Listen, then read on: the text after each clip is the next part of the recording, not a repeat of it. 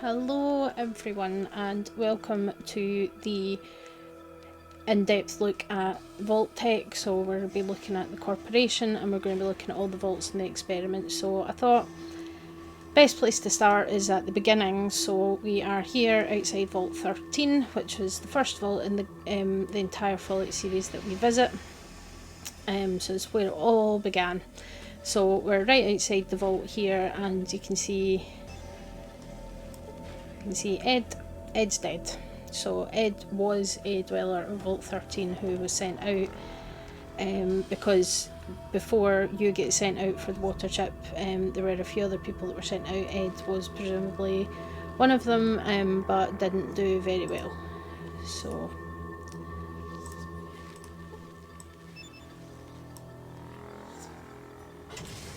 we're going to head on into Vault 13. So Vault 13 is located in Mount Whitney in the Sequoia National Park in California. Construction began in August of 2063 and was completed in March 2069. So it was actually the last one on the west coast to be completed. And the budget that was set aside for it was $400 billion, but it ended up costing $645 billion to complete, and it was designed to have a capacity of up to 1,000 occupants with a total of 100 living quarters. So there would be what they called the hot bunking system. So there would be 10 people assigned to a set of quarters.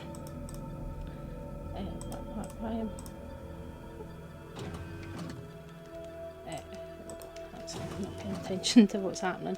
So they had 10 people assigned to a set of living quarters at a time. And there would be a hot bunking, so people that would be on like different shifts for their work and would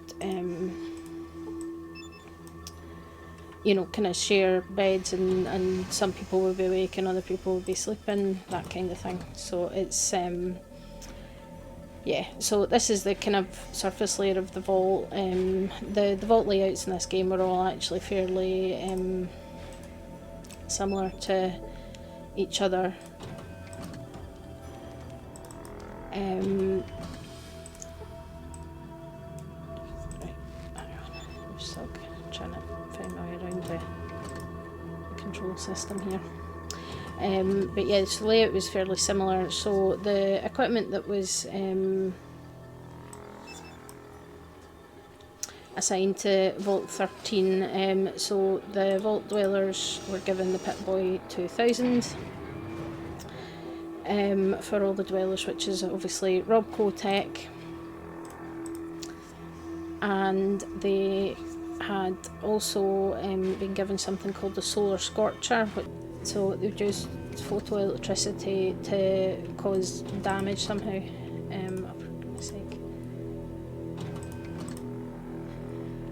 The top-down controls are a wee bit on the fiddly side here.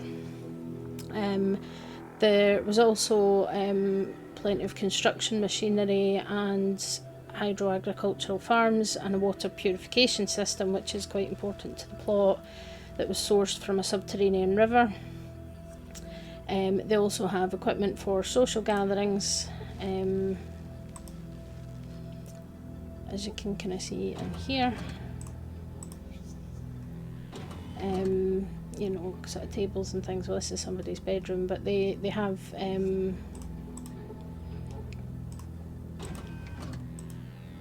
equipment for entertainment and equipment for social gatherings, all that kind of stuff. And this is basically some of the living quarters. So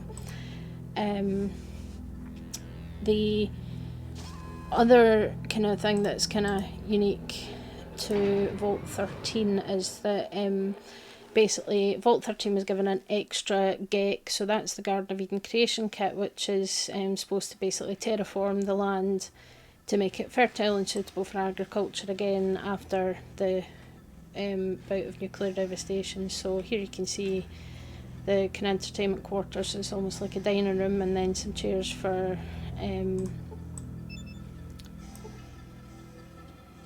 monitors and things. And then I think over here is the overseer's office as well. So Vault 13 got an extra GECK, so the standard was 2 GECKs, and Vault 13 got 3, but they didn't get the extra water chips. Those were sent to Vault 8 instead. So that kind of really sets up the plot for this game, because the reason that you get sent out into the wasteland is because the water chip is broken.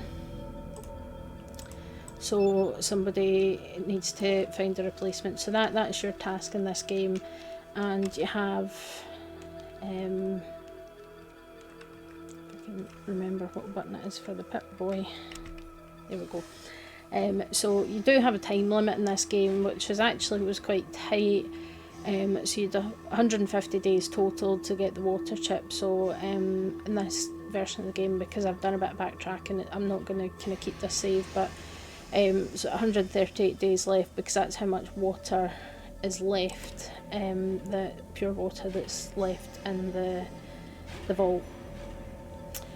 But Vault 13 was intended to be a control vault, which means that there wasn't really an experiment, and it was supposed to be sealed until the Enclave wanted the subjects, although the Fallout Bible does state that it was supposed to be sealed for 200 years to study prolonged isolation. So there is a wee bit of contradiction with different sources there, but essentially there wasn't any kind of particular harsh experiment compared to some other vaults. So the outcome is that the water chip began to break down, and so the Overseer was forced to send people out. So there were a couple of people before. So there was someone called Talius who ended up being captured by the Nightkin and dipped in the FEV and became a sort of ghoul-like mutant, a little bit like Harold, and ended up joining the Followers of the Apocalypse. And then Ed, who we saw right outside, he died right outside the door. We don't actually know whether he left the cave or not, or whether the rats got him and he just didn't actually make it very far, or whether he had gone out and come back and then died there, but he'd obviously been dead for quite some time. And then eventually the Overseer comes to you as the protagonist, and sends you out in search of the replacement water chip. Right, open the door. There you go. So that's kind of the beginning of the story of Fallout. So you are sent out to find the water chip, so you head to Vault 15. On the way you'll stumble across Shady Sands, and you find that Vault 15 doesn't have a water chip, so you have to travel further, and then eventually you find yourself in I'm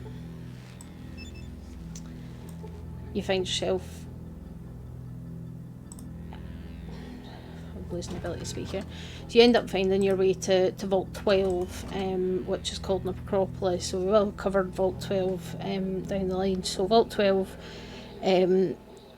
had the experiment that the blast door never closed properly. So most of the residents that survived ended up becoming ghouls, is the thing. But Vault 12 is where the Vault Dweller, the protagonist here, finds the water chip, and is then able to bring that back here to save their vault, and that kind of saves the lives of the people here.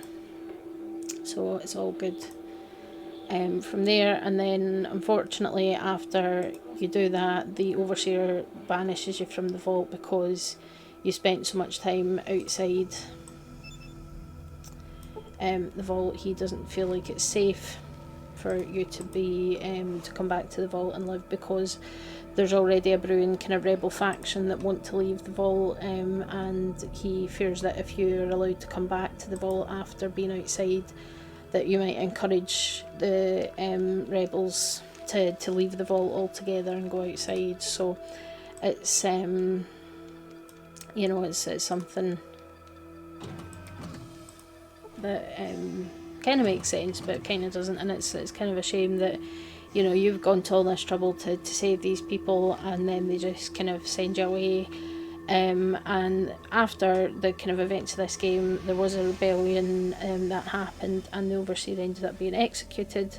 So the Vault Dwellers then commissioned the Brotherhood of Seal to install a mainframe to regulate Vault 13 automatically, and then we do kind of revisit the place in Fallout 2. So the Chosen One, the main protagonist of Fallout 2, is a descendant of the Vault Dweller, and they come from the village that the Vault Dweller founded called Arroyo, and the problem is that they are having a major kind of famine, so their farms aren't working, they don't have any food, and food is becoming really scarce. So the Chosen One is sent to get a GECK from Vault 13 so that they can fertilise the land and get agriculture back up and running again. So the problem that the Chosen One kind of encounters is that the Enclave have sealed the vault, seized the vault even, by sending all clear signal to the vault systems, which leads to them kind of following the protocol for exiting the vault, and they kind of go through all that process, then open the door, and the Enclave come in and kill a few people and take the rest of them to the oil rig, and they set up a kind of community in here with intelligent death claws.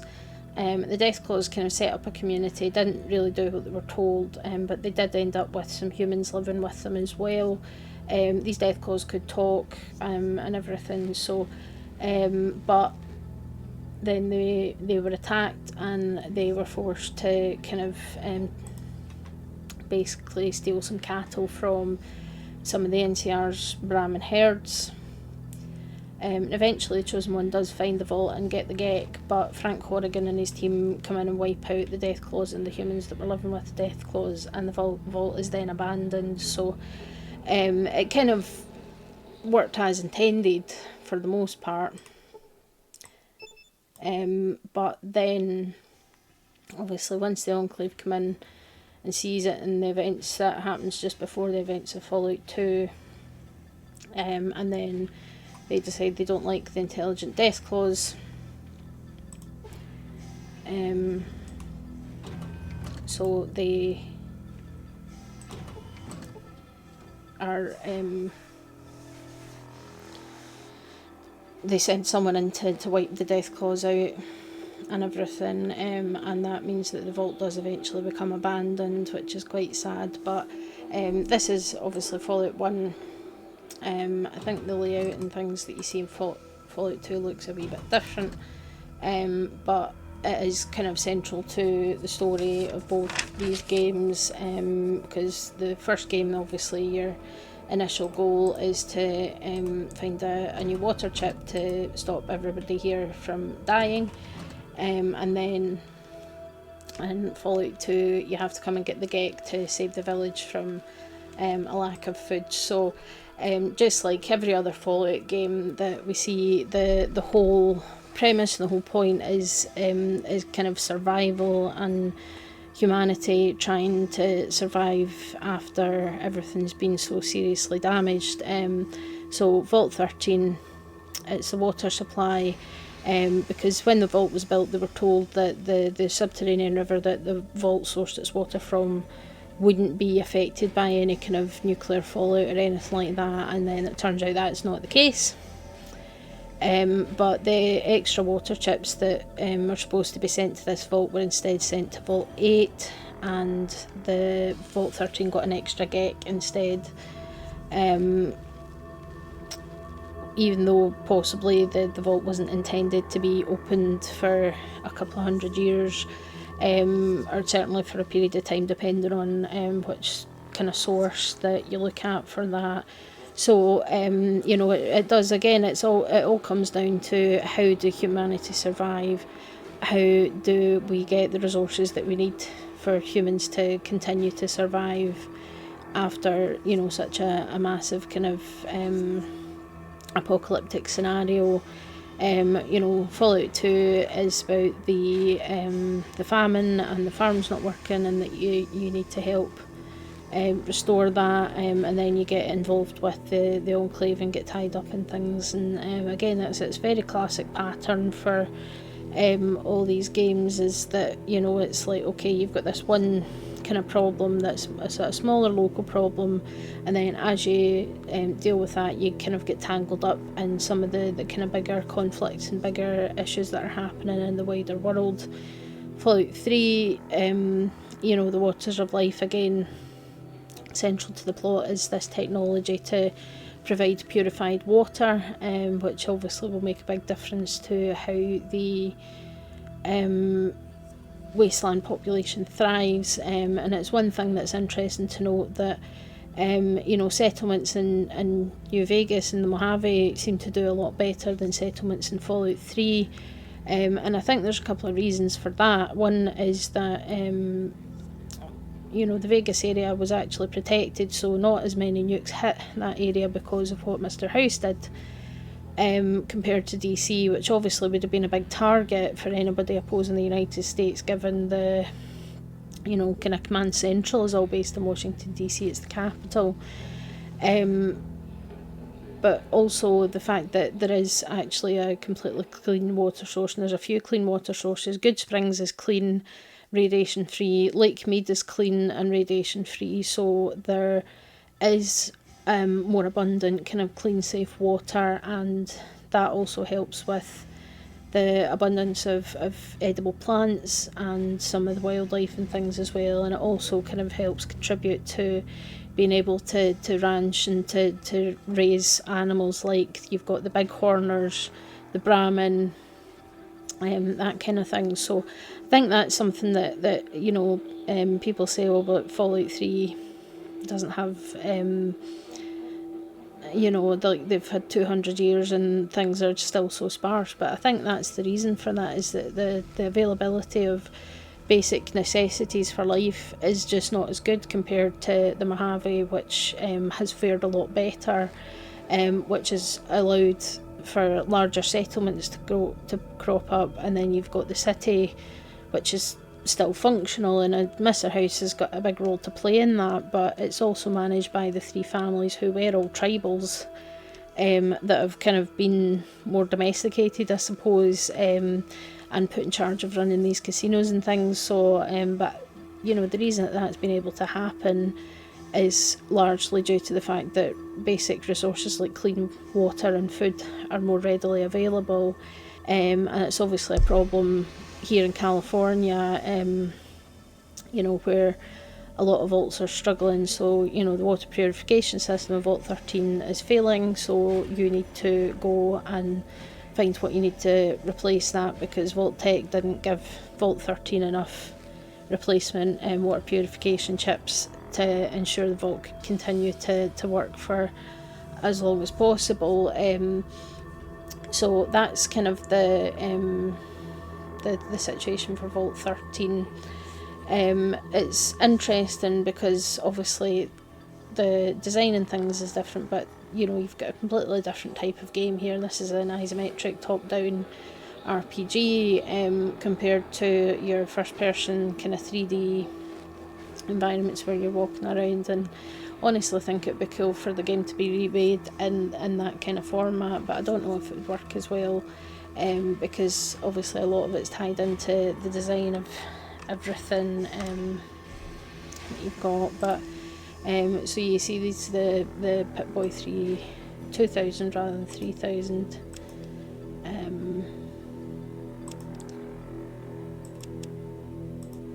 You've got your kind of quest log and things, and your to-do list, and the date, and I think that's how many caps you've got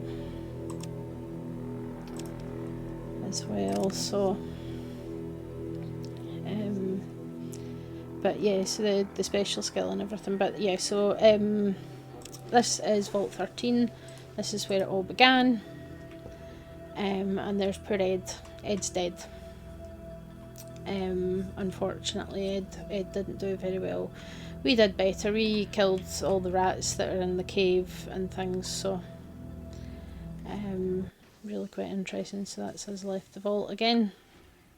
And yeah, so this is where the whole thing began. If it wasn't for this, then we wouldn't have the rest of it, which is it seemed like a fitting place to kind of start this series off, is to go back to the beginning. So we will move on, and we'll take a look at Vault 15, and then we'll work our way on this computer. I'm going to have to actually continue the playthrough till we get to the point where we can get to Necropolis and Vault 12 as part of the storyline, because I think that's still a ways away.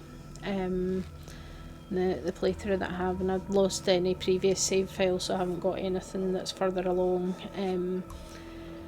But yeah, so that was Vault 13. We'll go to Vault 15. Vault 15 is an interesting one for a few reasons.